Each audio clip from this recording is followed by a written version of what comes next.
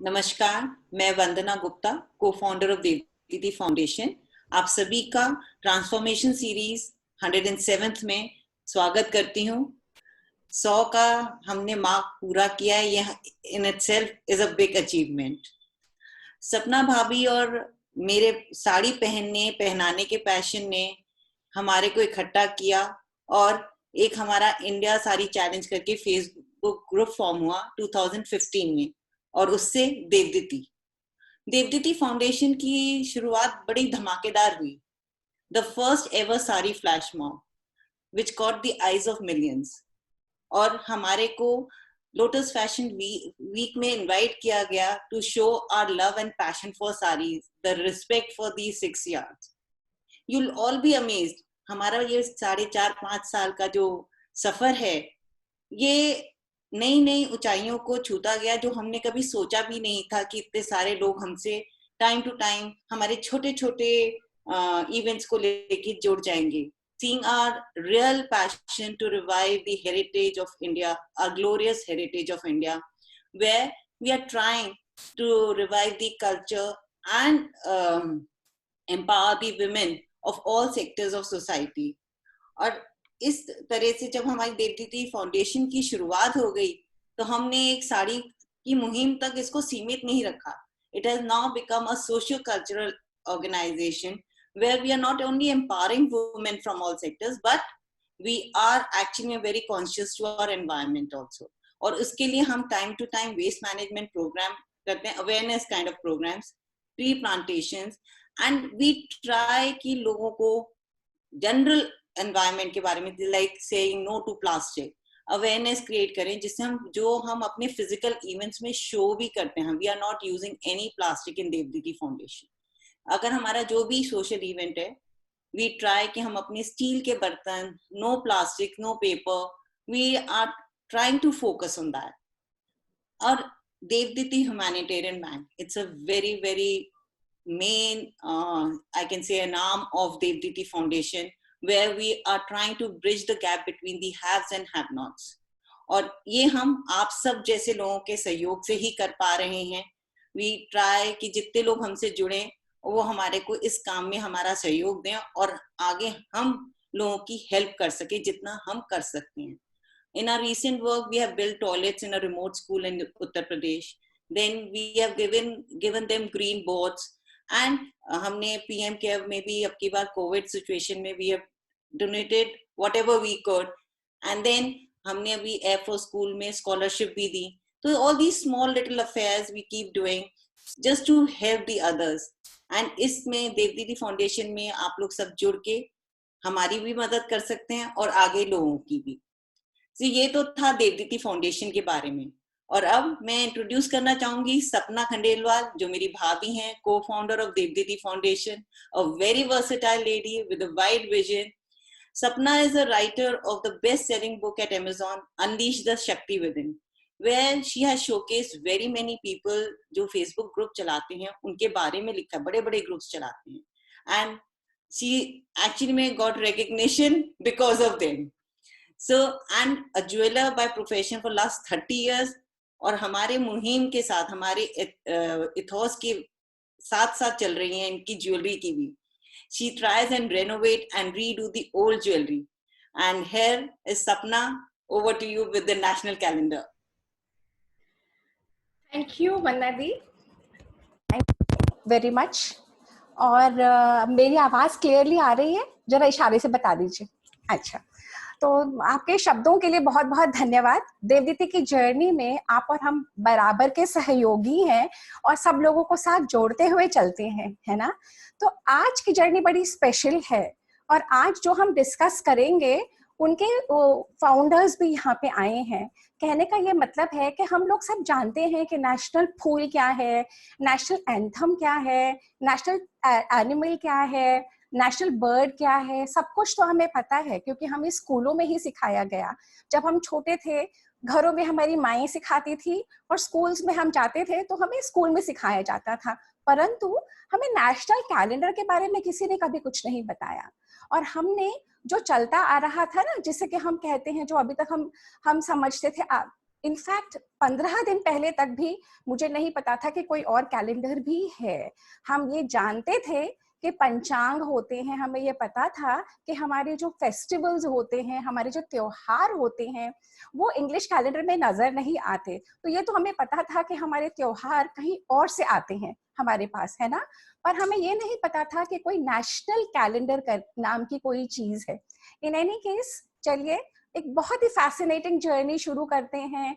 Calendar क्या है, होता क्या है, कब बना, क्यों बना, किसने बनाया, और इसकी यात्रा कहाँ रही, क्या रही, कहाँ रही, और हम हिंदुस्तान में, भारत में, इंडिया में पहले क्या करते थे और आजादी के बाद हम क्या करने लगे अपने इसी कैलेंडर के स्वरूप को लेके।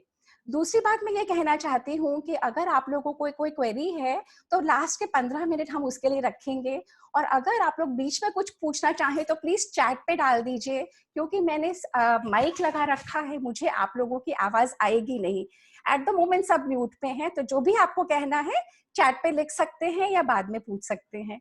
तो मैं अब शेयर करना चाहती हूँ अपनी स्क्रीन, और मैं ले चल रही हूँ आपको दिखाने के लिए जो मैंने प्रिपेयर करी है, ये कैलेंडर की यात्रा। तो मुझे एक सेकंड का टाइम दीजिए। जैसे कि एक मिनट,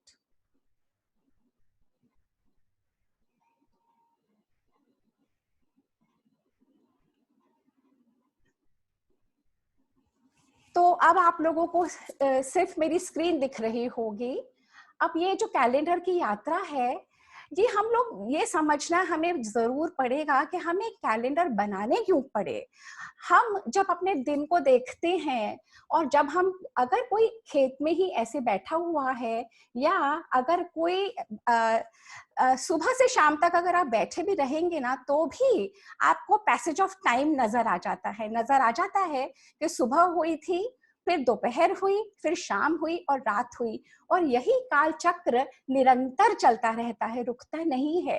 तो जो हमारे पूर्वज थे, उन लोगों ने, एक मिनट, ये, तो जो हमारे पूर्वज थे, उन लोगों को ये समझ में आ गया था कि ऐसा कुछ है जो हमेशा बदलता रहता है, निरंतर बदलता रहता है। और उन लोगों ने एस्ट्रोनॉमी के जरिए सारे सैटेलाइट्स को देखते हुए, प्लैनेट्स को देखते हुए, तारों को देखते हुए, चंद्रमा की यात्रा को देखते हुए, सूरज की यात्रा को देखते हुए बहुत कुछ स्टडी करा। और उन्हें जरूरत क्यों पड़ी स्टडी करने के लिए? क्योंकि हमारे जो पूर्वज थे वो पहले थे हंटर्स, और हंटिंग करने के बाद जो कुछ उन्हें मिलता था, तो जितना दिन रहता था उसी के हिसाब से वो हंट कर पाते थे। जब खेती शुरू हुई, एग्रीकल्चर शुरू हुई, तो उसके बाद एक अलग आयाम में उन्हें उतरना पड़ा, उसके लिए उन्हें बहुत कुछ स्टडी करना पड़ा। एक सेकंड मुझे आपको देना पड़ेगा, ये स्लाइड आगे नहीं हो रही है।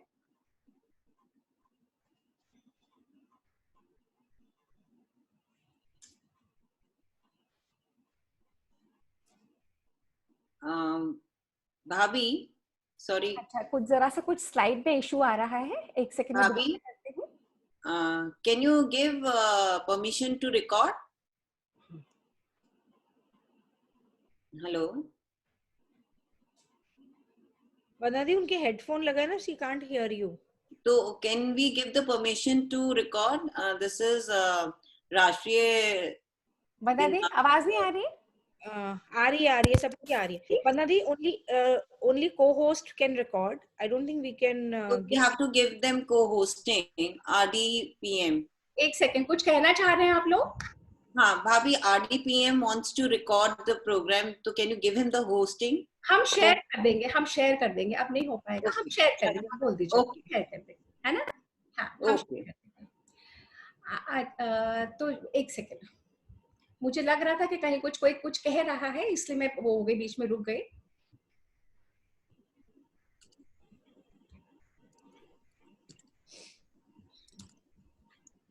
तो ये जब चंद्रमा की यात्रा को सब देखने लगे, चंद्रमा जब देखते थे रात को एक पर्टिकुलर स्थान पे, हमारे पूर्वजों को समझ में आने लगा कि चंद्रमा निरंतर चलता जा रहा है, और जब उन्होंने कैलकुलेट करना शुरू करा तो 30 दिन की यात्रा निकली ये चंद्रमा की। तो ये है एंशिएंट मार्कर्स। इस तरीके के हड्डियों के ऊपर या पत्थरों के ऊपर या खुदाई करके छोटे छोटे पॉइंट्स बनाते थे और चंद्रमा की यात्रा के लिए मार्कर्स बना रखे हैं। हमारे पूर्वजों में बहुत जबरदस्त दिमाग था, बहुत जबरदस्त उन्होंने स्टडी करी थी, अध्ययन करा था, और ऋषि मुनि महात्मा थे जो गहन निरंतर अध्ययन में लगे रहते थे। इस तरीके का नाइलोमीटर जो आप देख पा रहे हैं ये बना था इजिप्ट में। नाइल रिवर में बहुत जबरदस्त फ्लड्स आते थे और वो पूर्व उन एंशिएंट्स ने डिस्कवर करा था कि एक पर्टिकुलर टाइम पे जब फ्लड्स आते हैं तो उससे वो लोग अपना बचाव कैसे कर सकें। तो उन्होंने इस तरीके के यंत्र बनाए थे। ये जो बीच में आपको ये पिलर दिख रहा है और साइडों में सीढ़ियां दिख रही हैं, ये मार्कर्स थे। उन मार्कर्स के जरिए वो समझ पाते थे पानी के बहाव कब कितना आता है, उसके आधार पे कैलकुलेशन करते थे वो एक पर्टिकुलर साल के लिए। अभी तक हमने डिस्कस करा कि क्या क्या तरीके हैं एक वर्ष को नापने के लिए, एक साल को नापने के लिए, है ना। उसमें सबसे पहले चंद्रमा की यात्रा के हिसाब से, फिर था पानी की यात्रा के हिसाब से, अब सूरज की यात्रा के हिसाब से, सूर्य की। तो उसके लिए हमारे देश में एंशिएंट इंडिया टाइम से बहुत जबरदस्त काम हुआ है इस दिशा में। और बहुत तरीके से सन डायल्स बनते थे जिस पॉइंट पे सूरज अब है, पूरे एक वर्ष के बाद अगर वो उसी स्थान पे आ जाता था तो तब जाके वो मानते थे कि वो वर्ष पूरा हो गया।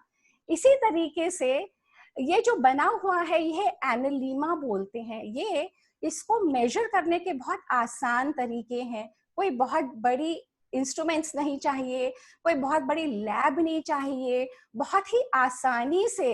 अब ये देखिए, एक फर्श के ऊपर ट्रैकर बनाए हुए हैं और साइड में सारे महीने लिखे हुए हैं और बीच में सूरज की यात्रा, सूर्य अपनी यात्रा कैसे करता है।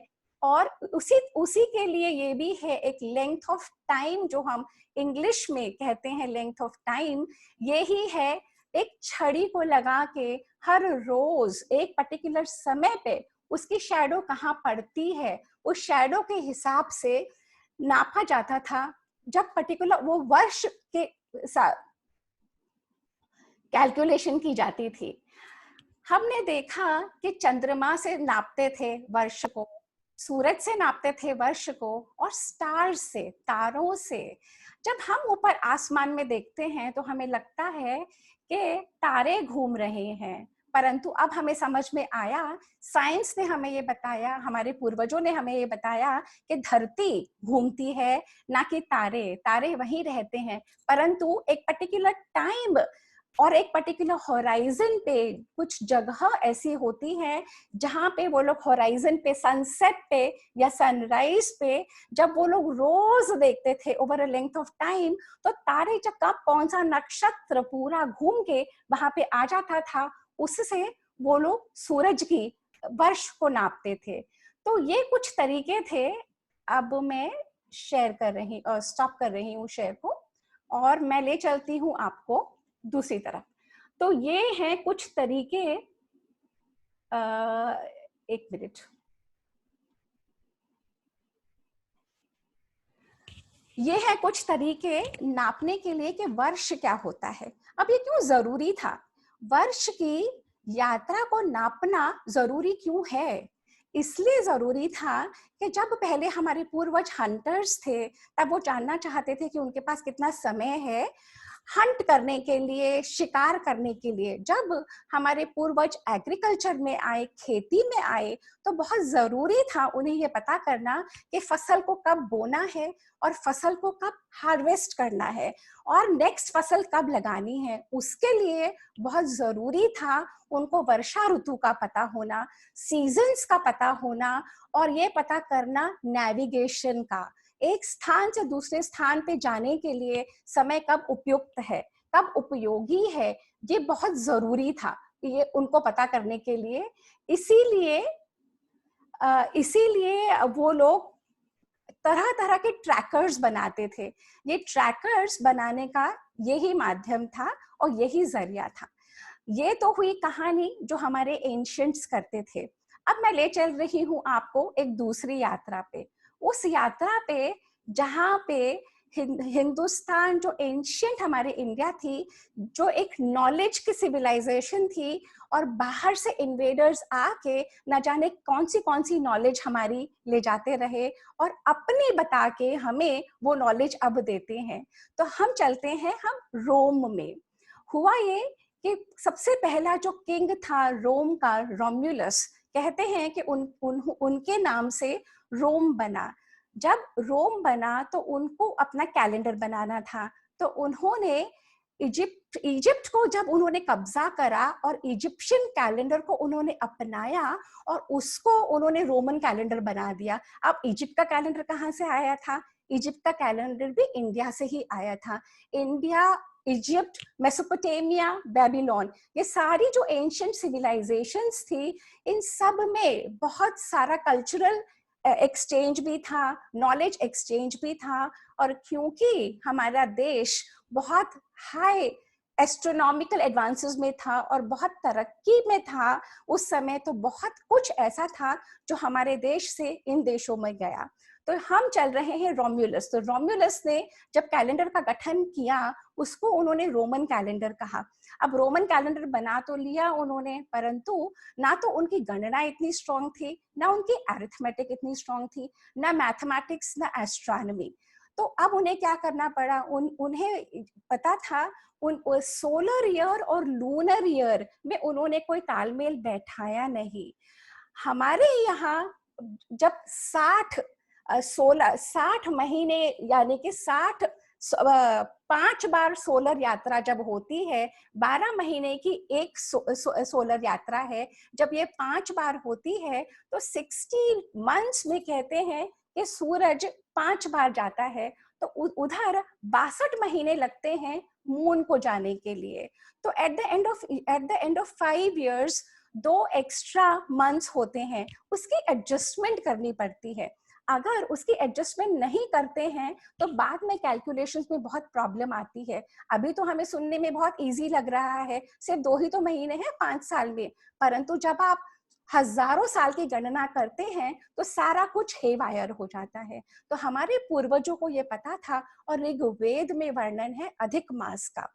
हमारे पूर्वज एक अधिक मास को इन अ पीरियड ऑफ 60 months 2 बार करते थे, यानी कि 2.5 साल के बाद एक बार और फिर 2.5 साल के बाद एक बार।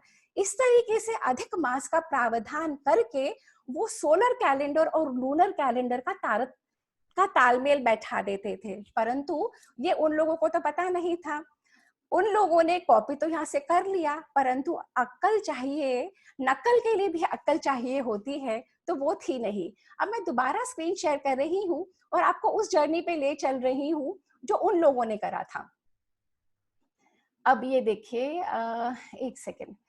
तो जब जैसा मैंने अभी आपको बताया था, उन्होंने बना लिया रोमन जो ये किंग रोम्युलस थे, उन्होंने बेबीलोन और सुमेरिया का जो इवेंचुअली इंडिया से आया कैलेंडर तो अपना लिया, और फिर नाम उन्होंने उसके रखे अलग अलग देवी देवता के ऊपर। मार्शियस था मार्स के ऊपर, एप्रिलिस बनाई उन्होंने एफ्रोडाइट गॉडेस के ऊपर, मे बनाया माइया रोमन गॉडेस के ऊपर, क्विंटिलिस, उसके बाद उनके तो देवी देवता खत्म हो गए। हमारी तरह 33 करोड़ देवी देवता उनके पास थे नहीं, उनके पास बहुत लिमिटेड देवी देवता थे। तो उन्होंने 5वें महीने का नाम रखा क्विंटिलस, 6ठे महीने का सेक्सटिलिस यानी कि 6, सितंबर हो गया सप्तम 7th मंथ, अक्टूबर हो गया 8th मंथ, ऐसे करके सिर्फ 10 महीने बनाए। 10 क्यों? क्योंकि रोम्युलस जो किंग थे इनको 10 बहुत पसंद था। अब 10 तो इन्होंने बना दिया, बच गए 61 दिन। अब इतने सारे दिन बच गए और उन्हें अब समझ में नहीं आ रहा था कि वो दिन का क्या करें। अब इनके बाद आए किंग न्यूमा। किंग न्यूमा को ये लगा कि इन्होंने जो इनके पहले के किंग थे तो सब गड़बड़ बना के चले गए और उन्होंने 61 दिन बीच में छोड़ दिए। तो न्यूमा को पसंद था बहुत ऑड नंबर्स, तो इन्होंने 2 और महीने ऐड कर दिए जो मार्च से पहले जनवरी और फरवरी, और फिर भी कुछ दिन बच गए, उन्होंने उसको लीप डे बना दिया। अब कहते तो ये हम लोगों को हैं कि तुम्हारे ब्राह्मण और तुम्हारे प्रीस्ट और तुम्हारे ये इतना कुछ करते थे, वहां पे भी कहानी कुछ इससे ज्यादा अच्छी नहीं थी। दूसरों को कहना बहुत आसान है, परंतु जो अपने पद्धति में होता है वो कोई बताता नहीं है। अब वहां पे क्या क्या हुआ, जब ये किंग नूमा ने ये कैलेंडर का तो चेंज कर दिया, परंतु कैलेंडर्स आम जनता को नहीं मिलते थे, सिर्फ मिलते थे सिर्फ प्रीस्ट के पास होते थे, और जब वो प्रीस्ट का मन आता तो वो महीना बढ़ाता, और जब मन आता तो नहीं बढ़ाता। अगर किसी से उसे पार्शियलिटी करनी होती तो वो महीना छोड़ देते थे। तो इस तरीके से बहुत अराजकता फैलने लगी, बहुत लोग परेशान होने लगे। उसके बाद आए किंग जूलियस। अब ये जूलियस सीजर ने कहा कि ये भी कोई रिफॉर्म करेंगे, कोई रिफॉर्म करेंगे, और इन्होंने क्या किया, जो क्विंटिलस का महीना था ना, तो इन्होंने थोड़े से दिन बदले, पद्धति बदली, और जो क्विंटिलस का महीना था इन्होंने कहा कि उसका नाम जुलाई दीजिए और वो मेरे नाम से होगा, क्योंकि मैंने कैलेंडर का रिफॉर्म करा है। कैलेंडर को रिफॉर्म करने के लिए, लूनर और सोलर को मिलाने के लिए उन्होंने वो पर्टिकुलर वर्ष 445 डेज का बना दिया। सारी जनता रोम की बहुत परेशान हो गई, इतना दिन हो गया, उसको आज तक वो लोग ईयर ऑफ कंफ्यूजन कहते हैं। और जब लोग इतने परेशान हो गए, लोगों में बहुत प्रॉब्लम्स बढ़ गई, और 2 साल के अंदर किसी ने उनका असैसिनेशन कर दिया। परंतु तब तक रोमन कैलेंडर में जुलाई बन चुका था जूलियन के नाम, जूलियस सीजर के नाम से, और इसको कहा जाने लगा जूलियन कैलेंडर। इसके बाद क्या हुआ, इसके बाद आए किंग ऑगस्टस। मैं अभी आपसे क्या शेयर कर रही हूँ, मैं शेयर कर रही हूँ ग्रेगोरियन कैलेंडर की कहानी। ये क्यों सुनना जरूरी है, इसलिए सुनना जरूरी है कि हमारे देश के ऊपर ये ग्रेगोरियन कैलेंडर ही अभी तक थोपा हुआ है ना। जब तक हम इसे जानेंगे नहीं, समझेंगे नहीं कि क्या क्या फ्लॉज हैं इसमें, तब तक हम करेक्टिव स्टेप्स नहीं ले सकते। तो जब ये किंग ऑगस्टस आए, किंग ऑगस्टस ने ये कहा कि जो भी जूलियस ने, सीजर ने रिफॉर्म्स करे थे, और रिफॉर्म्स की जरूरत है। उन्होंने लीप ईयर और इंट्रोड्यूस करा। उन्होंने कहा कि हर 3 साल में लीप ईयर होगा, क्योंकि लूनर और सोलर को मिलाना था। और भी बहुत सारे रिफॉर्म्स करे, और उन्होंने उस पर्टिकुलर ईयर में 10 दिन उड़ा दिए। जैसे कि अगर आज 1 है तो कल ही 11 हो जाएगी। तो जब लोगों को ये पता लगा कि 10 दिन उड़ गए उनके कैलेंडर में से, लोग बहुत परेशान हुए। किसी ने कहा हम तो रेंट नहीं देंगे, किसी ने कहा हमें ये पसंद नहीं, हमारे जीवन के 10 दिन चले गए। ऐसे करके बहुत उस समाज में उस समय बहुत प्रॉब्लम्स हुई थी। किंग ऑगस्टस के ये करने के बाद पर फिर भी ये रूल लागू हुआ, और जो 7th मंथ था, 6th मंथ था जुलाई के बाद, उसे अगस्त का नाम दिया गया। और उसको, क्योंकि जुलाई में 31 डेज थे जो उन्होंने फरवरी से चुराए थे, अब ऑगस्टस कहते हैं कि मैं तो जूलियन से बड़ा किंग हूँ, तो मेरे महीने में भी 31 डेज होंगे, तो बेचारे फरवरी में से फिर दिन ले लिए गए। जो फरवरी इसीलिए 28 या 29 दिन की होती है, क्योंकि एक दिन चला गया जुलाई में और एक दिन चला गया अगस्त में। तो इस तरीके से हम पहुंचे हैं किंग ऑगस्टस के बाद। उसके बाद ग्रेगरी पर बात पहुंची। ग्रेगरी थे पोप। रोमन सिविलाइजेशन खत्म हो गई, क्रिश्चियनिटी आ गई, क्रिश्चियनिटी को अपना वजूद दिखाना था। पोप जो थे ग्रेगरी, उन्होंने देखा कि बहुत ज्यादा धर्म का मजाक बन रहा है। क्यों बन रहा है?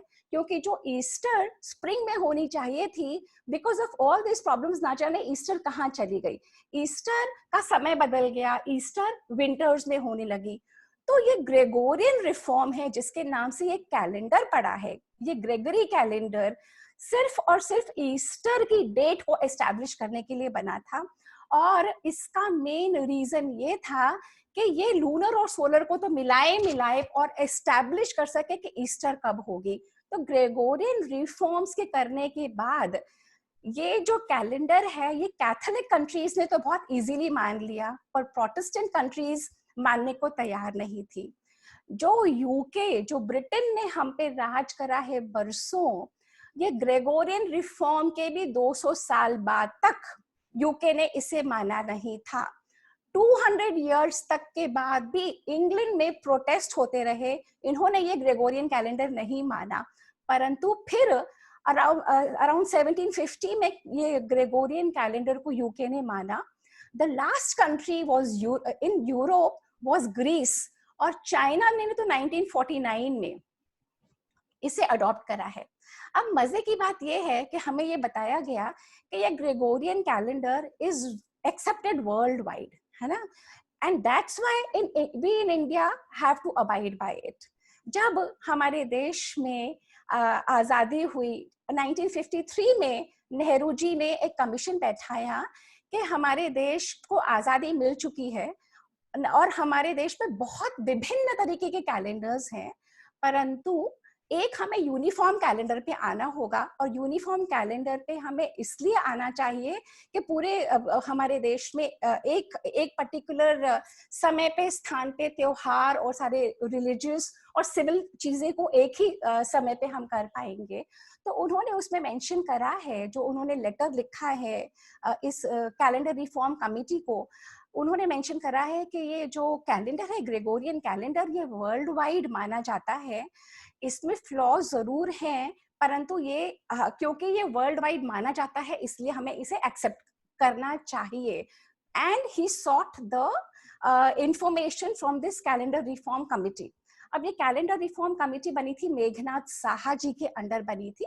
Meghnath Saha ji was a very famous astrophysicist, और उन्होंने बहुत अध्ययन करा, 4 साल तक इस पे काम हुआ उन्होंने। और इसके बाद जो नतीजे पे वो लोग पहुंचे, इस नतीजे पे पहुंचे कि ग्रेगोरियन कैलेंडर साइंटिफिकली ठीक नहीं है, सिविल पर्पसेस के लिए भी ठीक नहीं है, रिलीजियस पर्पसेस के लिए भी ठीक नहीं है। ये ग्रेगोरियन कैलेंडर को की जगह जो हमें यूज करना चाहिए वो है शक कैलेंडर, वो है सौर कैलेंडर, सोलर कैलेंडर। तो जो उन्होंने उस समय जो रिफॉर्म्स बताए थे कैलेंडर के ऊपर, उस समय की गवर्नमेंट ने उसे मान लिया था, और ये हुआ था कि ग्रेगोरियन कैलेंडर भी चलेगा और साथ में ये शक कैलेंडर भी चलेगा। परंतु ना जाने हिस्ट्री में क्या हुआ, कैसे हुआ, कब हुआ, धीरे धीरे, बहुत आई डोंट थिंक इवन धीरे धीरे, तुरंत ही खत्म हो गया और सिर्फ ग्रेगोरियन कैलेंडर का अस्तित्व हो गया। जब हम स्कूलों में थे तो हमें ये जो हिंदी के महीने हैं फ्लीटिंगली सिखाए गए थे, पर it wasn't imposed, we always thought, because the schooling being in English, being in the convent medium schools, it was always about the Gregorian calendar. तो जो सोच है हमारी, जो सोचने का नजरिया है, वो सारा का सारा ग्रेगोरियन कैलेंडर के हिसाब से है। तो अब अगर कोई कहता है कि अपने आप को बदल के उस समय आप उसमें फिट करना है, it is difficult but it is not impossible। जैसे हम लोगों ने बहुत चेंजेस देखे हैं लाइफ में, हम ही लोगों ने जो आजादी के बाद हमारे बड़े बताते हैं कि 1 रुपए में 16 आने होते थे, अब 1 रुपए में 100 पैसे हो गए। जो मेट्रिक सिस्टम हमारे यहाँ लगा, या हाल ही की बात है जो हम लोगों ने डीमोनेटाइजेशन देखा, या जो हम लोगों ने जैसे बॉम्बे मुंबई हो गया, सारे नाम बदले गए, उसी तरीके से ये भी होगा। इसके लिए हमें काम करना पड़ेगा जुड़ के, शिद्दत के साथ। अब मैं ले चलती हूँ आपको ये समझने के लिए कि ये है क्या, हमारे देश में इतने सारे कैलेंडर्स क्यों थे। ये जो सुनने में आता है वो तो मेनली विक्रम संवत सुनने में आता है या शक संवत, परंतु अगर कोई अध्ययन करे तो ये पता लगता है कि सप्तऋषि संवत भी है। और ना जाने क्योंकि हमारी हिस्ट्री इतनी एंशिएंट है, इतने युगों से और इतने कालों से चली आ रही है, और जब अगर आप वेदों का या पुराणों का अध्ययन करते हैं तो अलग अलग मेंशन अलग अलग जगहों में, तो बहुत कंफ्यूजन की स्थिति उत्पन्न हो जाती है। उत्पन्न ये हो जाती है कि क्या, कैसे, किस तरीके से सामंजस्य बैठाना। परंतु यही तो है जो इतनी पुरातन एक सभ्यता है वो आजमा चुकी है कि क्या चीजें वर्क करती हैं और क्या चीजें वर्क नहीं करती। तो मैं अब ले चल रही हूँ आपको, दोबारा स्क्रीन शेयर करती हूँ, 1 सेकेंड दीजिए मुझे।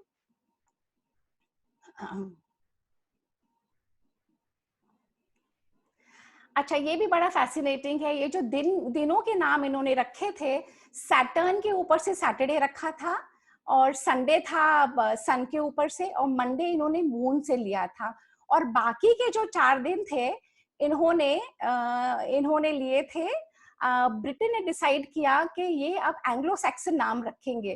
तो ट्यूसडे पे इन्होंने टिव नाम की इनके कोई देवी देवता थे, वेडनेसडे वोडन पे, और थर्सडे थॉर पे, और फ्राइडे फ्रिग पे, इस तरीके से था। पोप ग्रेगरी के बारे में मैं बता ही चुकी हूँ आपको। और नेविगेशन में सिर्फ मात्र 1707 में इंग्लैंड ने कहा था, बहुत बड़ा प्राइज रिवॉर्ड दे रहे थे कि अगर कोई ब्रिटिश पार्लियामेंट में उन्होंने ऑफर करा था कि सेफ नेविगेशन बताएगा तो उसे बहुत बड़ा प्राइजेस देंगे। इन्हें लैटिट्यूड पता नहीं थी। अब हम चल रहे हैं वैदिक लिटरेचर के ऊपर। अभी तक हमने रोमन कैलेंडर स्टडी कर लिया। हमारे वैदिक लिटरेचर बार बार ये कहता है, हमें बताता है कि क्रोनोलॉजी, साइंस ऑफ टाइम हजारों साल पहले थी क्रिश्चियन एरा से हमारे पास। प्लैनेटरी मोशंस, कॉन्स्टलेशंस, एक्लिप्स कब होगा, सॉल्स्टाइसेस, सीजन्स, वैदिक एज के शुरुआत से ही हमारे पास है। दिन को कैसे बांटा जाएगा, फोर्टनाइट कैसे बंटती है, और हफ्ता कैसे बनता है, सप्ताह देश पूरे विश्व को भारत ने दिया है, और लूनी सोलर कैलेंडर कैसे बनेगा, ये सारा हम ही ने बताया है। अब इसके बाद आते हैं हम,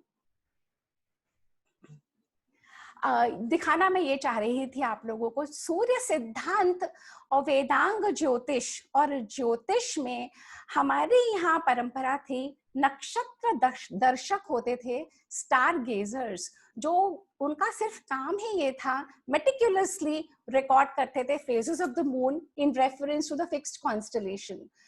इसी तरीके से हमारे एंशिएंट इंडिया में मेथड्स थे सीजन्स के लिए, और इंटरकैलरी मंथ्स, जो एक्स्ट्रा मंथ्स होते हैं उनको एडजस्ट करने के लिए। ये मैंने आपको बताया ही था, जो पंडित जवाहरलाल नेहरू ने जो कमेटी को बताया था कि ये 30 कैलेंडर हैं, और इन 30 कैलेंडर में से, क्योंकि हमारी हिस्ट्री बहुत बटी हुई थी, अब आप आइडेंटिफाई करिए कि क्या चीज अब लागू होनी चाहिए। ये है मेघनाथ साहा, और इनकी जो इन्होंने कैलेंडर रिफॉर्म कमेटी बनाई थी, उसके बारे में जो रिपोर्ट है, और ये इन्हीं के द्वारा लिखा हुआ है कि the Gregorian calendar which is used all over the world for civil and administrative purpose is very unscientific and inconvenient.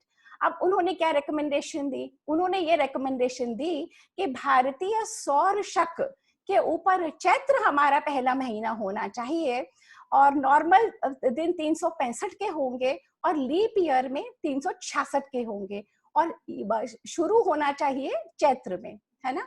अब इस तरीके से जब ये रिकमेंडेशन दी गई थी, तो गवर्नमेंट ने ये रिकमेंडेशन मान ली थी, और उन्होंने इसे एट पार रखा था national flag, national bird, national animal, और उन्होंने ये कहा था कि हर जगह वो यूज करेंगे, गैजेट ऑफ इंडिया में, और हर तरीके से जहां पे उनकी कम्युनिकेशन होगी, खुद गवर्नमेंट डिपार्टमेंट्स में या पब्लिक के लिए।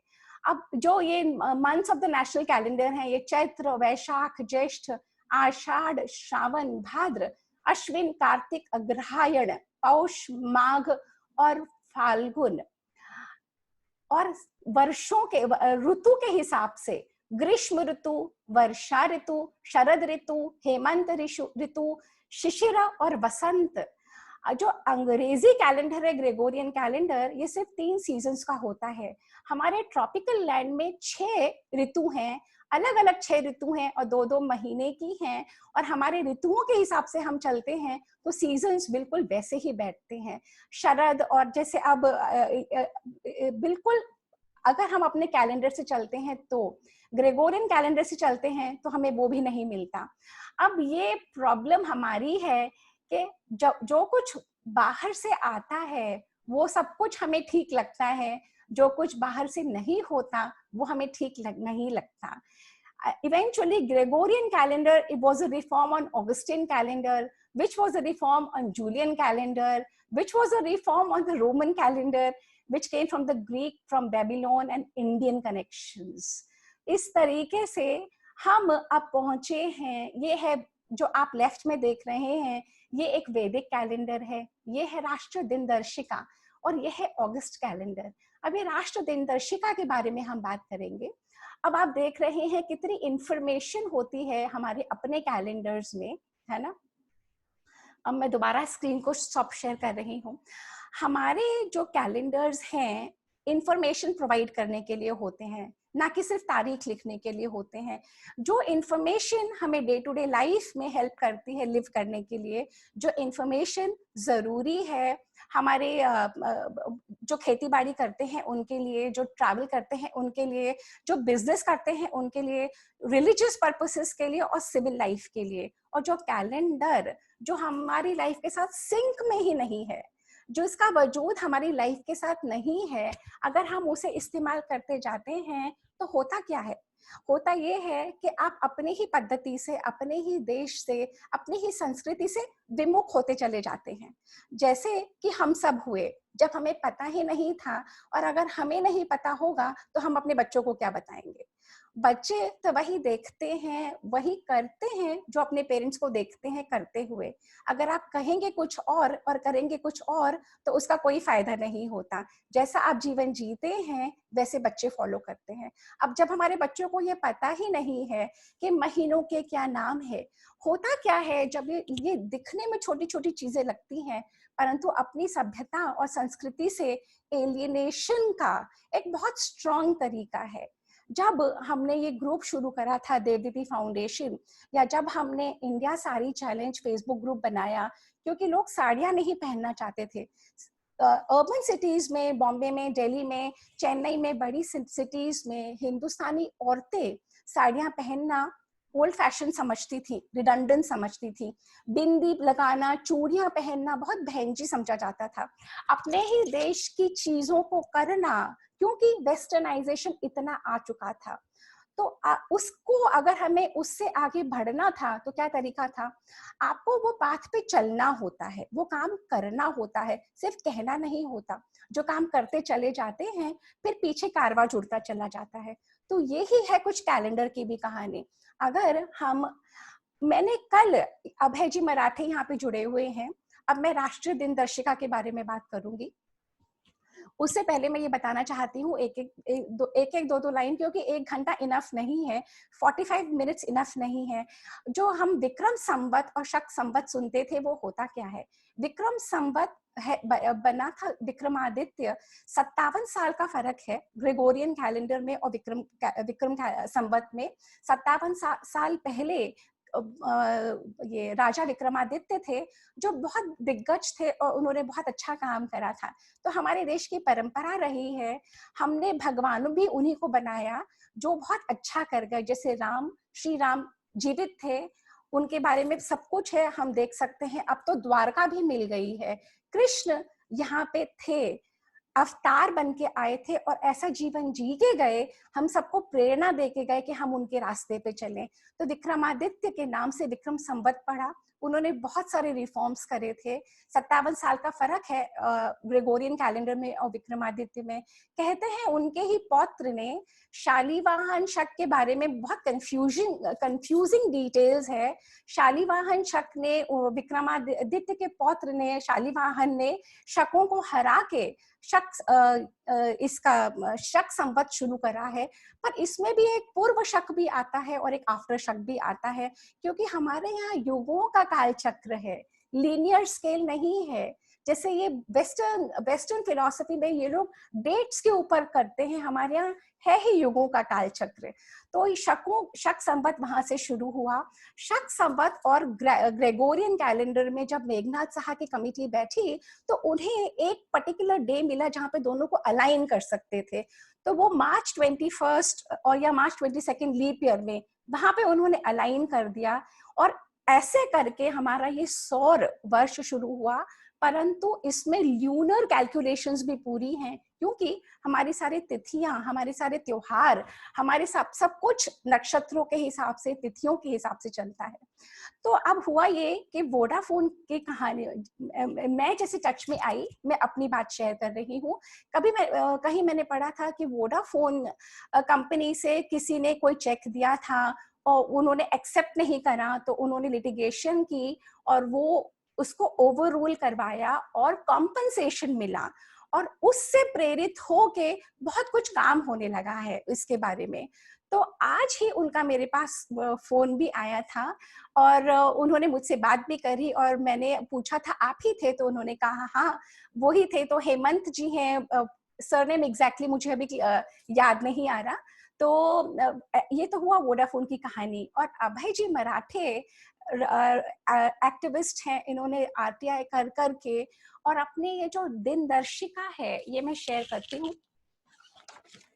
ये राष्ट्रीय दिनदर्शिका है, ये देखिए, ये सब हमारे जो दिग्गज हैं उनके बारे में है। और ये सारा ये जो कैलेंडर, ये पूरा का पूरा ये जो कैलेंडर है, ये पूरा आपको दिन बताएगा, दिन तारीख महीना जो हमारे चलते हैं। जैसे कि हमारा ये वर्ष चल रहा है 1942, 78 साल का फर्क है। जब हम कहते हैं, जैसे सपोज अगर हम आज कहते हैं कि 2020, तो 2020 कहाँ से, 2020 क्यों, क्या मापदंड है 2020 का? जीसस क्राइस्ट के होने के बाद से 2020 साल नापते हैं, तब हमें पता होता है कि आज 2020 है। तो हम जो भी कुछ आज करते हैं, हमें एक रेफरेंस पॉइंट देना पड़ता है जीसस क्राइस्ट का, क्योंकि हम ग्रेगोरियन कैलेंडर लेके चल रहे हैं। अब ये है शक संवत, इसमें है युगाब्द 5122, यानी कि 5122 निकल चुके हैं, और ये वाला पर्टिकुलर साल है 1942, शक के एरा से 1942। इसके सारे महीने लूनर तिथि पे आधारित हैं, लूनर कैलेंडर पे आधारित हैं, और बिल्कुल जैसे मैंने ग्रीष्म और वर्षा और शरद और हेमंत डिस्क्राइब करा था, उसी तरीके से चलते हैं। अगर हम ऐसे चलते हैं, अधिक मास का प्रावधान होता है, तो हमारे सीजन्स, हमारे त्योहार उसी समय आते हैं। जैसे दिवाली एक समय विंटर में और एक समय गर्मियों में, ऐसे नहीं होगी। दिवाली उसी समय में आएगी, अक्टूबर से लेकर नवंबर, ग्रेगोरियन के पीरियड में, क्योंकि हमारे जो ऋषि मुनि थे, हमारे जो एस्ट्रोनॉमर्स थे, उन्होंने पूरा आइडेंटिफाई करके एक सिस्टम बनाया हुआ है। उस सिस्टम इतनी फाइन ट्यूनिंग है कि एक सोलर ईयर और एक लूनर ईयर में पॉइंट डेसिमल के बाद कितने 6, 7, 8 डेसिमल के वहां तक की फाइन ट्यूनिंग है। बहुत जबरदस्त काम, बहुत जबरदस्त ऑब्जर्वेशंस, बहुत जबरदस्त साइंटिफिक स्टडी हमारे कल्चर में हो चुकी है, जिससे ये राष्ट्रीय दिनदर्शिका आधारित है। ये राष्ट्रीय दिनदर्शिका का एक मंच बना हुआ है, जहां से ये सारे लोग मिलके, इनका यही पर्पस है, जैसे हम देव देवते के लिए काम करते हैं, हम साड़ियों के लिए काम कर रहे हैं, या हम अपने देश की सभ्यता और संस्कृति के लिए काम कर रहे हैं। ये राष्ट्रीय दिनदर्शिका का जो मंच है वो इसी काम में जुटा हुआ है, कैसे इस कैलेंडर को पब्लिक रिकॉग्निशन मिले। देखिए, केसेस लड़ सकते हैं, हम गवर्नमेंट को बोल सकते हैं, बैंकों से करवा सकते हैं, परंतु अगर आप और हम इसे लागू नहीं करेंगे, अगर आप और हम इसे यूज नहीं करेंगे, तो कोई फायदा नहीं है। जब तक ये डे टू डे लिविंग में नहीं आएगा, जब तक हम इसके प्रति एक आदर भाव से, जैसे हम अपने नेशनल फ्लैग के प्रति, नेशनल एनिमल के प्रति, नेशनल बर्ड के प्रति, जो भी हमारे नेशनैलिटी के प्रतीक हैं, जब तक वो आदर भाव हमारे मन में अंदर से नहीं आएगा, तब तक हम जुड़ते नहीं हैं। तो ये मुहिम क्या है? ये मुहिम वही है कि आपको उस आदर भाव के साथ अपनी ही संस्कृति से परिचित कराना, अपनी ही संस्कृति के बारे में बताना। अपनी ही संस्कृति के बारे में जब हम जुड़ने लग जाते हैं ना, तो ये भी डिफिकल्ट नहीं होगा। लगता है इनिशियली डिफिकल्ट है, जैसे मैंने अभय जी से पूछा था आज की कौन सी डेट है, मैं तो यही जानती हूँ 27 अगस्त 2020। तो उन्होंने मुझे बताया कि भद्रा का महीना है और 5 तारीख है और 1942 सन है। तो ये काम अगर मैं रोज करूंगी तो मुश्किल से 3-4 हफ्तों में ही सेट हो जाएगा सिस्टम। परंतु इसके लिए क्या चाहिए? इसके लिए विल पावर चाहिए। इसके लिए चाहिए I take pride in being an Indian. I take pride in all things Indian. और अगर ये लॉजिक और ये रीजनिंग आपको समझ में आ रही हो कि ये जो ग्रेगोरियन कैलेंडर है, ये खुद कैलेंडर बनाने वाले वालों ने भी अप्लाई, अगर इतना ही अच्छा था तो 200 साल क्यों इंग्लैंड ने लगा दिए इसको अप्लाई करने के लिए? इंग्लैंड ने 200 इयर्स लिए, हमने ले लिया, हमारे ऊपर थोपा गया और हमने बहुत खुशी खुशी ले लिया। अगर इसमें हमें फ्लॉज समझ में आ जाते हैं तो क्यों नहीं हम अपने कैलेंडर के ऊपर अपने आप को ट्रेन करना शुरू करते हैं। और हम बड़ों को तो यही करना चाहिए, साथ में हमारी मुहिम ये होनी चाहिए कि स्कूलों में जहाँ पे छोटे बच्चे हैं, जो जितना जितना योगदान दे सके अपने देश के प्रति किसी भी फील्ड में, ये तो यज्ञ है, जो जितना कर सकता है काम उसको उतना करना चाहिए और फिर सब अच्छा ही अच्छा है। तो अब मैं सेशन खोलती हूँ सब, अगर आप लोगों के कोई क्वेश्चंस हैं, आप लोग कुछ पूछना चाहते हैं, कुछ कहना चाहते हैं, the floor is open for questions. Before we give it to others, मैं एक चीज भाभी के साथ सहमत हूँ कि जब तक हम खुद नहीं करेंगे हम किसी पे कह नहीं सकते कि यू फॉलो इट। जैसे हम बच्चों के अपने घर में ही टीचिंग करते हैं, तो मेरी भाभी से रिक्वेस्ट होगी कि आज से हम देवदीति फाउंडेशन का हिंदी अपने इस तरीके से ही करें, अपने राष्ट्रीय कैलेंडर के हिसाब से करें। मुझे पता है काफी लोग अभी हम पे हंस रहे होंगे कि हम इतनी इंग्लिश का यूज कर रहे हैं और बात कर रहे हैं अपनी संस्कृति की, लेकिन हम भी उसमें फंसे हुए हैं। हमारी बोलचाल की भाषा आजकल यही रह गई है, हिंदी इंग्लिश मिक्स। हम लोग कोशिश करते हैं हिंदी में पूरी बात करने की, लेकिन मुंह से इंग्लिश के लफ्ज निकल ही आते हैं। So I open the session to all. जिसको भी कुछ पूछना है प्लीज आप चैट में लिख दीजिए या रेज हैंड कर दीजिए। और अभय जी से रिक्वेस्ट कर रही हूँ, अभय जी आप अपना आप अपने आप को अनम्यूट सर्चना। अच्छा मैं कर देती हूँ। अभय आपको मेरी आवाज आ रही है? अभय जी is logged in from his own name. Keshav Marathe, I am trying to unmute him, उनको करना पड़ेगा अब। अभय जी अच्छा कोई दिक्कत नहीं, जब तक और कोई क्वेश्चंस है सचना चैट में, आई एम अनएबल टू सी। इसमें हेमराज जी आप कुछ पूछना चाहते हैं? नमस्ते। At what age can we teach our children about our Hindu calendar? Akhil Sarraf is asking भाभी। अच्छा आप उम्र में अपने बच्चों को हिंदू कैलेंडर सिखा सकते हैं? कोई उम्र नहीं है जी। जैसे अपने घरों में जैसे आप एबीसी जब सिखाते हैं, अगर आप चक्कर ये देखिए, जितना मेरा अनुभव है, बच्चों को हम कोई कुछ चीज सिखा नहीं सकते, जब हम वो जीना शुरू कर देते हैं बच्चे अपने आप फॉलो कर लेते हैं। तो अगर आप रोज करते रहेंगे ना, तो अगर आप पहले करेंगे तो बच्चे करना शुरू कर देंगे। आई रिमेम्बर जब हम स्कूल में थे तो करिकुलम में था हिंदी मास के हमें सिखाए गए थे, और आजकल आई डोंट नो, हमारे बच्चे तो बड़े हो गए, हमने अपने बच्चों को भी सिखाए थे हिंदी मास के नाम, लेकिन उसको फॉलो नहीं किया। उनके लिए सिर्फ एक स्टडी बन के रह गई, जैसे पर्यायवाची शब्द सीख लिए, ऐसे ये हिंदी महीनों के नाम हैं। बट आजकल क्या है स्कूल में, I am not aware, but अगर हम घर में अगर इस चीज को फॉलो करेंगे तो मे बी हम बच्चों को सिखा पाए। सपना दी, अभय जी इज अनम्यूटेड नाउ। हाँ जी अभय जी बोलिए। अभय जी ये तो आवाज आ रहा है? आ रही है, बोलिए। हाँ हाँ, कुछ नहीं, अच्छा हुआ कार्यक्रम, आप सब महिला लोग मैनेज कर रही है ऐसा लग रहा है। हाँ जी, और बहुत अच्छा है ये, क्योंकि हमारे घर में जो संस्कार जो किया जाता है वो ज्यादा महिला ही संभालती है।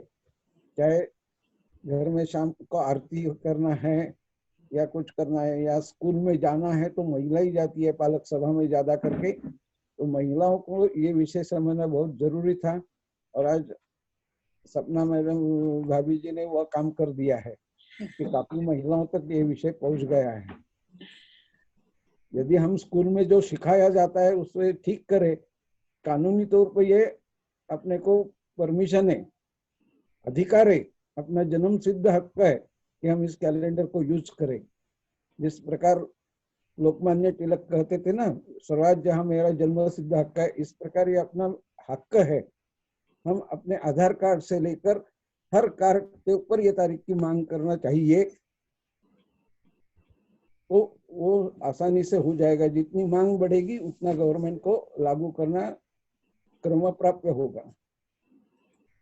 ये तो हमें सरकार तक अपनी आवाज पहुंचानी पड़ेगी। आप जैसे लोग ही पहुंचा पा रहे हैं, और आप जैसे लोगों का होना बहुत जरूरी है सरकार तक आवाज पहुंचाने की। क्योंकि सरकार भी इस विषय सर्कल में ही फंस गई है। नहीं, अभी अभी अभी अभी अभी ऐसा है कि अपने पंतप्रधान और राष्ट्रपति उनके पत्राचार में ये तारीख लिखना शुरू हुआ है। हाँ, ये तो बहुत ही खुशखबरी है कि हाँ, उन्होंने अपने व्यवहार में ये चेंज लाई हैं और नेशनल लेवल पे फिर ये शुरू हो गया है, मतलब। हाँ जी, हाँ जी। हाँ। उनके पत्राचार में बड़ी लेवल में शुरू हुआ है। राष्ट्रपति और पंतप्रधान के मेरे पास आए, बाकी मंत्रालय के आए नहीं मेरे पास। वो भी मालूम पड़ेगा। आप दिल्ली में है तो जरूर आपको जल्दी मालूम पड़ेगा हमारे से ज्यादा। अभय जी, मैं आपसे ये पूछना चाह रही थी कि ये जो आपने काम किया है, मतलब ये आप कितने सालों से कर रहे हैं और फंड्स कैसे इकट्ठा करते हैं और आप लोग कैसे इसका प्रचार कर रहे हैं, ये बताएंगे जरा सा? 2004 या 2003 से मेरा काम शुरू है। पहले राष्ट्रीय स्वयंसेवक संघ की जन कल्याण समिति के ओर से एक कैलेंडर निकाला गया था। बाद में विश्व संवाद केंद्र की ओर से हमने डायरिया निकाल के प्रचार शुरू किया। लेकिन हर एक संस्था के पास अपना अपना एक उद्दिष्ट रहता है, जिस उद्दिष्ट की ओर उनका जो धन मिलता है वो उसमें खर्चा हो जाता है। तो उनकी सहायता से हमने तो कर लिया काम, लेकिन इस विषय को बढ़ावा नहीं मिल रहा था। तो हमारे ज्येष्ठ कार्यकर्ता जो है, एक नाम लेने जैसे, यानी आबा साहेब पटवारी करके डोंबिवली के, बाद में यहाँ के अनिल जी भालेराव है, माधवराव जी चितले है, जिन्होंने ये विषय हमारे और दे दिया, हमारी तरफ दे दिया, यहाँ समझाया पहले, जो जागतिक जल तज्ञ हैं। तो उन्होंने ये विषय हमें बताया और एक 6 साल पहले हमने आबा साहेब पटवारी जी के मार्गदर्शन में एक संस्था निकाली, रजिस्टर की, और अभी राष्ट्रीय दिनदर्श का प्रसार मंच हम देश भर में कार्यकर्ता बना रहे हैं, सभासद बना रहे हैं। आपके पास डिटेल है, आप बता सकेंगे, उसमें मैं ज्यादा समय नहीं देता। आपको जो कुछ आपकी सहेलियां चाहती होगी उनको आप बता सकती है। अभी भी कैलेंडर उपलब्ध है, किसी को होना है तो हम भेजने वाले हैं। कंसेशन भी दिया हुआ है, आप मंगवाई थी तो मैं भेज दूंगा, कोई दिक्कत नहीं है उसमें। ठीक है अभय जी, थैंक यू। और भी लोगों के सारे क्वेरीज हैं, तो मैं सबको ये बताना चाहती हूँ कि ये राष्ट्रीय दिनदर्शिका प्रसार मंच, ये 150 रुपए का कैलेंडर है, 1 सेकंड, 200 रुपए का कैलेंडर है, और इसमें वैल्यू कम से कम 2 लाख रुपए की है, क्योंकि सारे हमारे देश की, कम से कम मैं कह रही हूँ, अनमोल है। कोई भी कैलेंडर या कोई भी ऐसी चीज हो जो आप में सेंस ऑफ इवोक करे, नेशनलिज्म, प्राइड, अपने देश पे गर्व करना जो सिखाता है और जो आपको अपनी सभ्यता और संस्कृति से जोड़ता है, वो प्राइसलेस है। आज शुक्ला जी का सचना, शुक्ला जी, सपना जी, एक ये राष्ट्रीय मंच वाले भी हैं हमारे साथ यहाँ पर जुड़े हुए। हाँ जी, और शुक्ला जी का करके फिर हम उनसे भी बात शेयर कर सकते हैं। ठीक है। शुक्ला जी, आप प्लीज अपने आप को अनम्यूट कर लें प्लीज। रचना, चैट में भी लोगों के क्वेश्चंस हैं, प्लीज टेक देम। हाँ,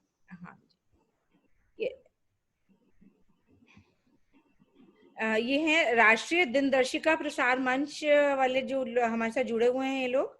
आप इनसे आप कुछ पूछना चाहते हैं जी? आपको अनम्यूट करना पड़ेगा। RDPM लिखा है ना वंदना दी, RDPM वो भी पूछ।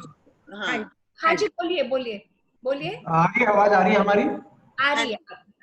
हाँ, धन्यवाद। एक्चुअली मैं जो हमारा मंच है, हमारे मुख्य प्रवर्तक मराठी जी ही हैं, उनकी छत्र छाया के अधीन रह के ही हम अपना कार्य संपन्न कर रहे हैं। तो मराठी जी ने बहुत सारी चीजें बता चुके हैं और धन्यवाद। और आपका जो कार्यक्रम है वो बहुत ही उच्च दर्जे का और हमारे लिए इतना सहायताप्रद होगा कि हम देखते हैं, वक्त आएगा तो उसी वक्त के हिसाब से हमें आपके इस प्रोग्राम का कितना फायदा हुआ ये जान पाएंगे हम। बहुत बहुत धन्यवाद।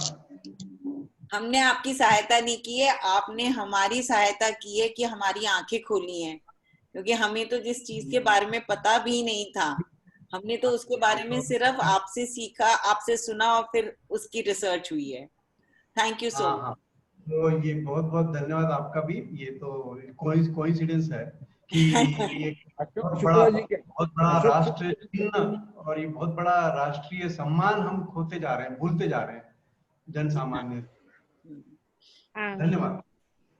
मराठी जी कुछ कहना चाहते हैं? हाँ जी, कौन? अशोक शुक्ला क्या?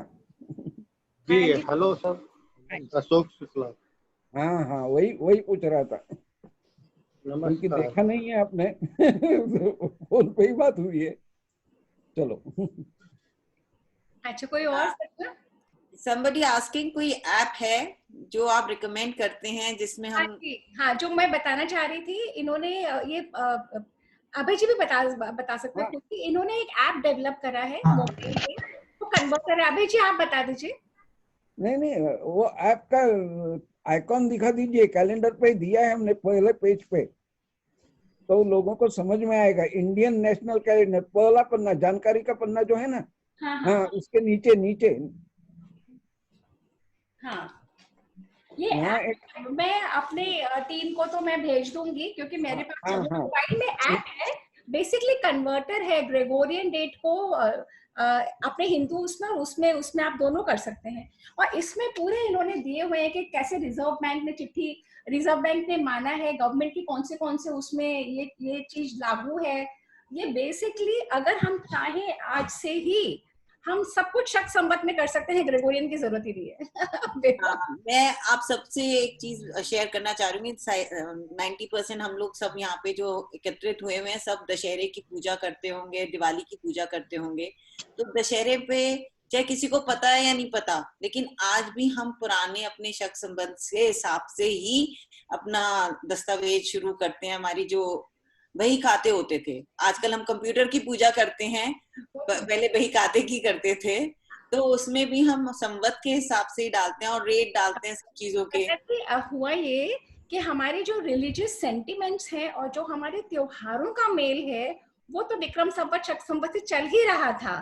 ग्रेगोरियन से कभी वो जुड़ाव हुआ नहीं, क्योंकि वो बहुत एलियन सिस्टम था, वो बहुत डिफरेंट सिस्टम था। और वो ग्रेगोरियन कैलेंडर इतना हावी हो गया और वो कहीं छूट गया, दोनों साथ में नहीं चले।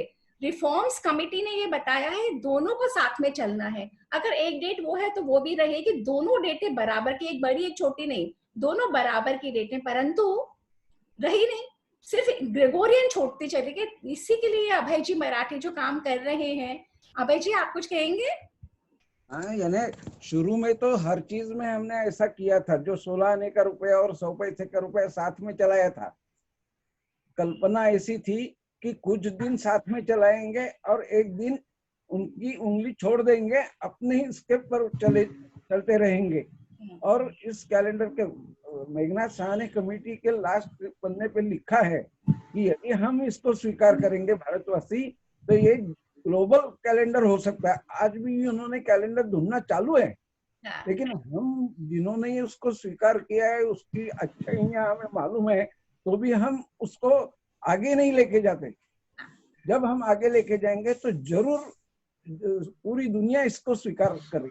जैसे 7 बार स्वीकार है, आपने बताया ना, आपने ही बताया 7 बार विश्व ने स्वीकार किए, पूरे सप्ताह विश्व ने स्वीकार किया।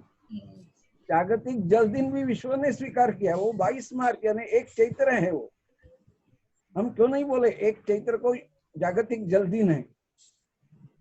और ये जो आप बता रहे हैं ना अभय जी, रोमन कैलेंडर ने भी जब शुरू करा था, उन्होंने भी मार्च को ही माना था, 21 मार्च को, क्योंकि हिंदू यहीं से गया था, तो 21 मार्च ही उस समय उन्होंने अपना न्यू ईयर डे माना। पर क्योंकि उनके लूनर और सोलर में तालमेल बैठा नहीं, तो वो होते होते 1 जनवरी पे पहुंच गया। जब 1 जनवरी पे नया साल पहुंचा, तब इंग्लैंड में बहुत हड़कंप मचा था कि हमें नहीं चाहिए, नया साल होना चाहिए जब नया जीवन निकलता है, जब नई लाइफ आती है। तो 21 मार्च उन्होंने भी उस समय माना था, पर उनके मिस कैलकुलेशन की वजह से वो जनवरी में पहुंच गया, जो अब पूरा विश्व मना रहा है जनवरी। और तो जनवरी व्यवहार में लाने के लिए कानून करना पड़ा, कानूनी तौर पे उन्होंने ये किया। हमारे देश में भी कानून होना चाहिए। ये कैलेंडर की तारीख लिखने के बाद किसी ने एक्सेप्ट नहीं किया, उसके ऊपर कानूनी कार्रवाई होना चाहिए। हमें कार्रवाई करने नहीं है किसी के ऊपर, लेकिन कोई हमारे प्रतीकों का सम्मान करना नहीं जानता, समझा के भी नहीं करता, तो उसको सिखाना ही पड़ेगा ना, करके वोडाफोन के अगेंस्ट हम गए। हमें करना पड़ेगा ना पहले अभय जी, पहले हमें अपने प्रतीकों को समझना, अभी तक तो हमें पता ही नहीं था, हमें समझना होगा। पहले तो you should know about your rights. पहले जब राइट ही नहीं पता तो उसके लिए लड़ेंगे क्या? चलो अभी इस बहाने आप तक लोग विषय पहुंचा है, नारी शक्ति अभी इसमें ज्यादा तेजी से काम कर सकेगी। यस, राजधानी में ही ज्यादा जल्दी नारी शक्ति तक पहुंचा है। चलिए, और ये अभय जी, पुष्पेंद्र जी को जिनको आपने बुलाया था, उनकी आप लोगों ने विमोचन किया था जब कैलेंडर का, तो पुष्पेंद्र जी ने जो टॉक दी थी वो टॉक सुन के मैंने कैलेंडर मंगवाया और ऐसे जुड़ के मात्र कल दोपहर में आपसे बात हुई और आज सेशन में आप हैं। Thank you very much, thank you. कोई और कुछ कहना चाहता है? नहीं नहीं, बस अभी अच्छा हुआ प्रोग्राम। आप मेरे को पूरा प्रोग्राम भेजिए। दक्षेश पटेल जी, आप कुछ कहना चाह रहे हैं? दक्षेश जी, आप अनम्यूट कर दो सर्जना। दक्षेश जी आप अनम्यूट कर लीजिए। हाँ, हाँ, सबको पहले मेरी तरफ से नमस्ते। अरे नमस्ते दक्षेश जी। नमस्ते मराठे साहब, कैसे हैं आप? अरे आज चेहरा देखा आपका। अभी देखो, मैं इस विषय में एक बात कह सकता हूँ जितना मेरा समझ है, कि आज हमारा जो संस्कृति है वो पुनरुत्थान की तरफ लौट रहा है। तो उसके लिए सारी शक्तियां एक दूसरे के तरफ से मिल रही है, और ये मिलना होगा आगे आने वाले वक्त में। तो मेरा ये कहना है कि आप अगर आपकी संस्था का कुछ काम है तो हम करने के लिए तैयार है, हमारा संस्था का काम है, आप थोड़ी सी हेल्प कर दीजिए, बस मेरा यही कहना था। और ये मीटिंग का वीडियो है, इसको प्लीज कृपया करके शेयर कीजिए, क्योंकि मैं कुछ इंस्टीट्यूशन के अंदर लेक्चर देने जाऊं तो मैं ये चीज बच्चों को समझा सकूं कि फरवरी में 28 दिन क्यों होते हैं। आज का सबसे बड़ा क्वेश्चन है बच्चों के लिए। जो मेरा ये कहना है, ये जो वीडियो है ये हमारे देवदीति फाउंडेशन के यूट्यूब चैनल पे होगा। आपको लिंक आप कैसे ना सचना यहाँ पे एक बार अपना अगर आप यूट्यूब पे जाएंगे और आप देवदीति फाउंडेशन लिखेंगे तो आपके पास हमारे सब वीडियोस आ जाएंगे। इनका फोन नंबर भी, सृजना इनका फोन नंबर भी ले लेते हैं, तो आप इनको फोन पे भी भेज सकती हैं। हाँ, फोन नंबर चैट पे डाल दीजिए। ठीक है, मैं चैट पे डाल देता हूँ। हाँ, चैट पे डाल दीजिए, है ना। तो ऐसे ही हम लोग जब बढ़ के चलेंगे तब हम संस्थाओं का, क्योंकि हमारी क्या मुहिम है, देवदीति की मुहिम यही है, अपनी सभ्यता और संस्कृति के लिए काम करना। और जितना जितना हम सब योगदान देते रहेंगे, एक दूसरे को सहयोग की जरूरत है। एक क्वेश्चन और ले सकते हैं भाभी? पर बिल्कुल। प्रथमेश, मैं आपको अनम्यूट कर रही हूँ, प्लीज बोलिए। प्रथमेश जी। प्रथमेश पितरे, आपको खुद करना पड़ेगा अपने आप को।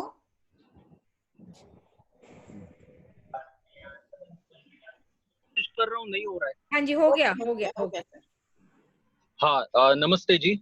मैं कुछ दिन पहले अभय जी मराठे से बात कर रहा था। अब मेरे भी जो कुछ ऐसे ग्रुप है मुझसे जुड़े हुए लोग, उनके साथ मीटिंग भी कर चुके हैं। मैं ठाणे महाराष्ट्र का रहने वाला हूँ, तो इसमें ऐसे मतलब डिस्कस किया, और वो जो ग्रुप है उसके भी कुछ लोगों ने मुझसे कहा कि क्योंकि ये मुहिम अभय जी मराठे ने औरंगाबाद से शुरू की है, तो वो मतलब एक जो छोटा वर्जन है कैलेंडर का, उसमें मराठी में ज्यादा करके लिखी हुई है जो भी जानकारी है वो, और महाराष्ट्र से जुड़े हुए जो प्रसिद्ध व्यक्तिमत्व है या त्योहार है वो उसमें ज्यादा है।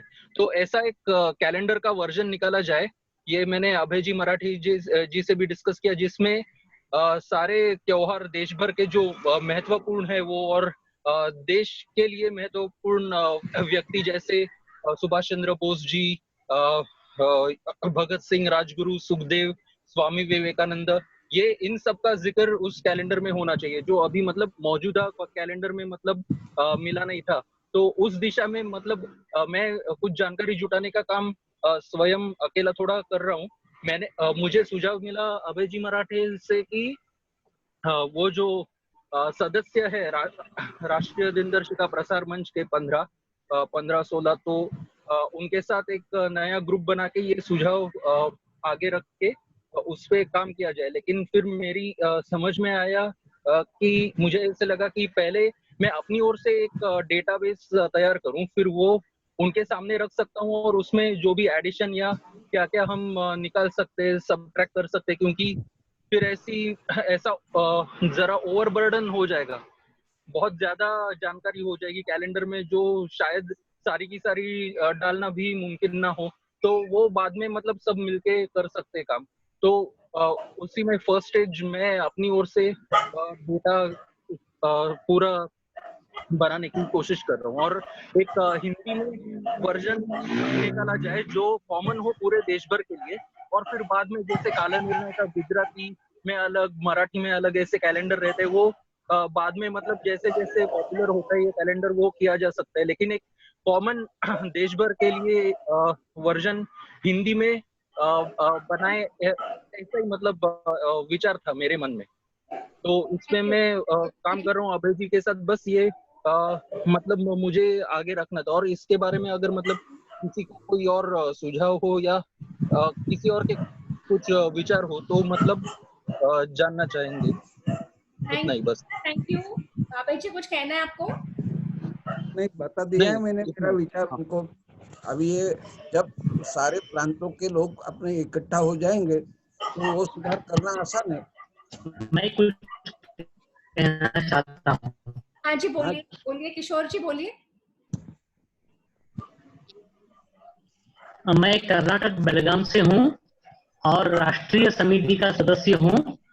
मैं एक चीज बताना चाहूंगा, मोदी जी ने अभी अभी हमारे रिटायर्ड कैप्टन धोनी जी को जो पत्र लिखा है, उस पत्र में भी इसी दिनांक, इसी तारीख का उन्होंने उपयोग किया है। इसका प्रचार हो जाना चाहिए, बस इतना ही। सर ऐसे ही मंचों से थोड़ा थोड़ा लोकल सब डाउन टू अर्थ लोग जो नहीं है लाइमलाइट में, उनके पास समाचार पहुंचेगा, धीरे धीरे ही ये हमारा मुहिम आगे बढ़ेगा। और बहुत अगर हम कॉम्प्लिकेट कर देंगे तो बहुत मुश्किल है लोगों को ग्रहण करना। वैसे ही आप देख रहे हैं आजकल के बच्चे हिंदी में बात तक नहीं कर सकते, पढ़ भी नहीं सकते। और अगर हम इसको जैसे उन्होंने बोला कि उसमें उनकी तस्वीर और उनका ये सब डालते हैं, हमें इसको बहुत सिंपल रखना है टू स्टार्ट विद। ये मेरी आप लोगों से रिक्वेस्ट रहेगी कि जो भी इस चीज को आगे पब्लिकली लेके आए वो उसको सिंपल फॉर्म में रखे। आप लोग बहुत बड़े बड़े योद्धा हैं इस उसमें, लेकिन अगर जितना हम इसको सिंपल रखेंगे उतना बच्चों को, हम लोगों को भी, मैं अपने बच्चों की नहीं हम सब की भी बात कर रही हूँ, उतना हम लोगों के लिए इजी होगा तो उसको ग्रहण करना।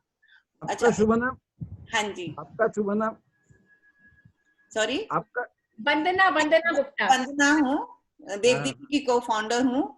और मेरा शुरू से प्रयास यही रहा है कि जितना सिंपल वे हो जो उतना ही आप जल्दी लोगों को दे सकते हैं, बहुत कॉम्प्लिकेट करके नहीं दे सकते। और किसी ने अभी चैट में लिखा आपकी माता जी की, मराठी जी की एक टॉक है 29 तारीख की, एम आई राइट? हाँ है, बेलगांव में। अच्छा, तो हम आपके टॉक में जरूर शामिल होने की कोशिश करेंगे। मेरे को भी अभी तक आई नहीं है, वो उन्होंने अरेंज किया है, वहाँ गदाधर करके है। जी Gadadhar, he wants to say something. Can we unmute him? Anji, we have unmuted him. Okay. Yes, namaste everybody. I am Gadadhar from Bangalore. नमस्ते गदाधर। नमस्ते अभय जी, नमस्कार। तो हम कर्नाटक में बेंगलोर और हमारा आंध्र प्रदेश हमारा इंटरनेशनल इंस्टीट्यूट है, उधर से हम ये अभियान को आगे बढ़ाएंगे। हाँ जी। और ये कैलेंडर हम चाहते हैं कि तेलुगु में भी पब्लिश हो, और इसको हमारे स्कूल में तो पढ़ाएंगे ही, स्कूल में तो इम्प्लीमेंट करेंगे ये डेट। तो आपसे 30 तारीख को दोबारा मिलेंगे। हाँ जी, याद है मेरे को। हाँ सर। अब मैं आप सबसे अगर विनती करूंगी, we have to close the session, क्योंकि हम 5 बजे तक का रखते हैं और अब हमें 5:10 हो गए हैं। और बहुत बहुत मैं आप सबका बहुत बहुत तहे दिल से धन्यवाद कर रही हूँ। आप बड़े बड़े लोगों ने आके हमारे देवदीदी फाउंडेशन की शोभा बढ़ाई और हमारे मुहिम को अपना मुहिम समझ के आप लोग यहाँ प्रेजेंट हुए। बहुत खुशी हुई, बहुत अच्छा लगा आप लोगों से मिलके। और देवदीदी फाउंडेशन की तरफ से, हम सब महिलाओं की तरफ से थैंक यू सो मच। भाभी आप? हाँ, अभय जी आप कुछ कहना चाहते हैं? नहीं, बस अभी समय हो गया है, बाद में फिर कभी भी मीटिंग को आप बुलाइए, आएंगे, कोई दिक्कत नहीं। तो मैं सजना से रिक्वेस्ट करूंगी, सजना अभय इसका टाइम लेके ना, और हम देवदीदी के लिए एक पर्टिकुलर टॉक इन्हीं की रखवा सकते हैं, तो दिनदर्शिका के बारे में ये सबको बताएं, है ना? I think it will be a good idea. हाँ वंदना, वी शुड डू दैट, है ना?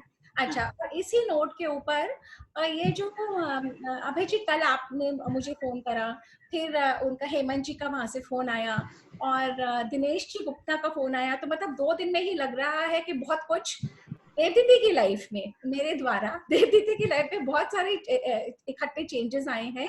और ये बिल्कुल सही बात है कि जब संयोग जुड़ते हैं तो किसी कारणवश जुड़ते हैं, कुछ अच्छा होना होता है, हम सबों के माध्यम से कुछ अच्छा होना है देश के प्रति, समाज के प्रति, तो हम सब मिलके उस यज्ञ में अपनी अपनी आहुति दे सकें। तो इन्हीं शब्दों के साथ मैं विराम देती हूँ वाणी का। और मैं एक बात और क्लियर करना चाहती हूँ कि मैंने जो प्रेजेंटेशन बनाई है, इतनी नॉलेज मुझे थी नहीं, मैंने बहुत सारे सोर्सेस से अपनी स्टडी करी है पिछले 15-20 दिनों में। अगर किसी को प्रेजेंटेशन चाहिए, स्कूलों में प्रेजेंट करनी है, कहीं प्रेजेंट करनी है, तो ये देवदीदी फाउंडेशन की प्रेजेंटेशन है।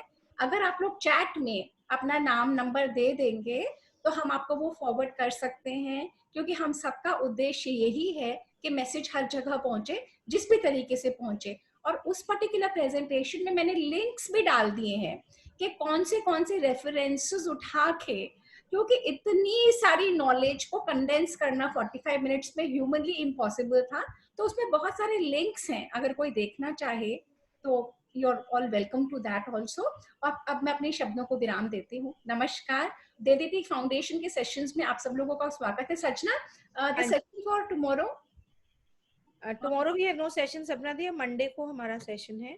अच्छा, ओके, ऑलराइट। किसका सेशन है? मंडे को हमारा सेशन है जी मालविका कौरा, जो हमें कुछ फैशन के बारे में बताएंगी। अभय जी, जैसे आपने देखा, ये देवदीदी फाउंडेशन सिर्फ एक ही आयाम पे काम नहीं कर रही, ये बहुत सारे वर्टिकल्स में काम करती है, और जो लेडीज को रुचि होती है उन सब चीजों को लेते हुए, जोड़ते हुए, पर अपने देश की सभ्यता और संस्कृति की तरफ मोड़ते चले जाते हैं, तो सारी चीजों को लेके चलते हैं। तो इन्हीं शब्दों के साथ नमस्कार, थैंक यू।